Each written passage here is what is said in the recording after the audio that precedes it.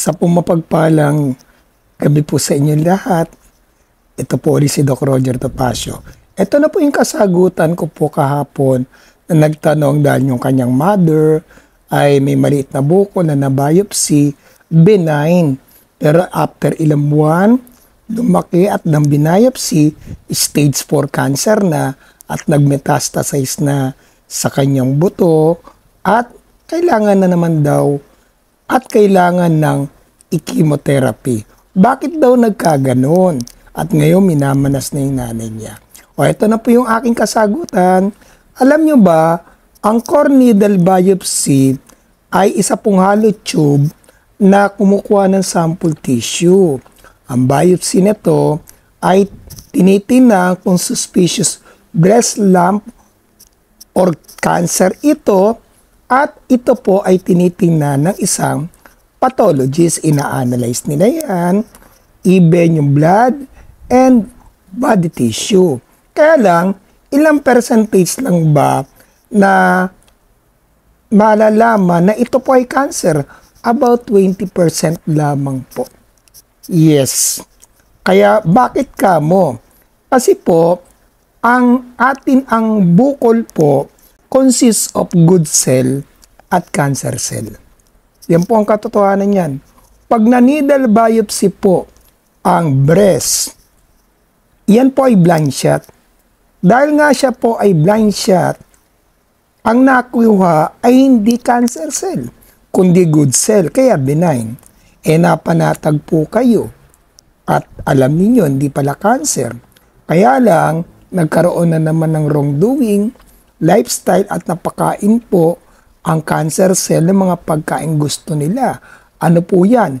Sugar is a cancer feeder. At ayan po ay na-tackle ko na po yan sa mga nagdaang video ko na may mga pagkain hindi matamis na nagpo-form ng sugar.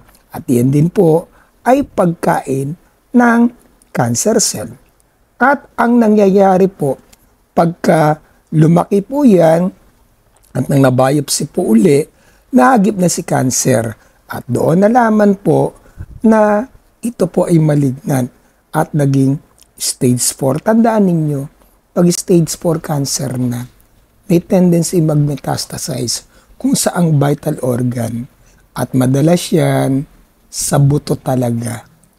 Opo, nagkakaroon din ng bone cancer. Pero alam niyo ba, huwag kayong matakot po sa cancer. Cancer is not disease.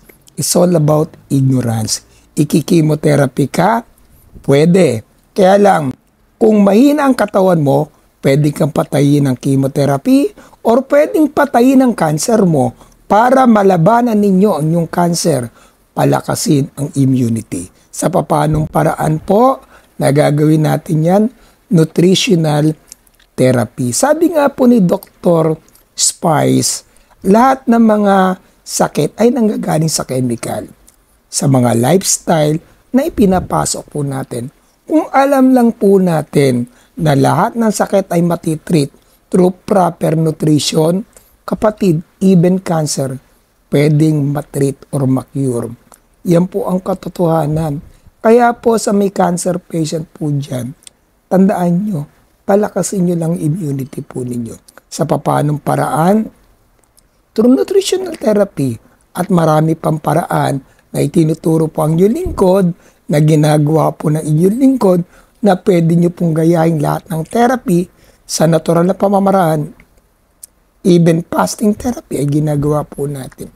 Alam mo kung bakit? Kasi ang katawan natin may kanya-kanyang blueprint ang DNA natin. Tandaan po ninyo, kung lahat ng ipinapasok sa katawan natin, depende sa building materials, paano kung kinakain mo is very poor. What did you expect na papalit na cell? It is also very poor. Yan po ay pinaka-basic po yan. Kaya in cancer, naandiyan. Pero kung very superior naman, ang ipapasok natin pagkain sa katawan natin, pakatandaan po natin, magiging healthy ang cells na papalit. Yan po ang pinaka buod ng ating pong cell para lumakas po ang ating pangangatawan. Napakadali lamang po. Through proper nutrition lamang po. Alam nyo, kung last stage ka na, wag po kayong matakot po. Sa nagtanong po sa akin, may dakilang manggagamot. Ang ating dakilang Panginoong Diyos. Sabi nga, pag ikaw ay nagkasakit, sa Panginoon Diyos tayo, lumapit, dumalangin po tayo, laliman natin ang pananampalataya natin, gagaling tayo kahit stage 4 cancer ka pa. Ganyan po nangyari sa akin. Bakit patuloy po ako nakaka-recover? Hindi po ako tumitigil sa pagdalangin po sa ating dakilang Panginoon. Pero dapat gawin natin kung anong ibig niya, huwag yung ibig natin, lalo na po yung mga pagkaing nutrisyon na ibinigay po ng ating dakilang Panginoon. Yan po naman ay nasa food guide ko. Panoorin nyo na lamang po. Gawa ko na po lahat po yan. Kaya sa nagtanong po sa akin, huwag kayong mawala ng pag-asa. May pag-asa pa habang nabubuhay po ang ating dakilang Panginoon. This is Doc Roger Topacio, sharing good vibes and good life.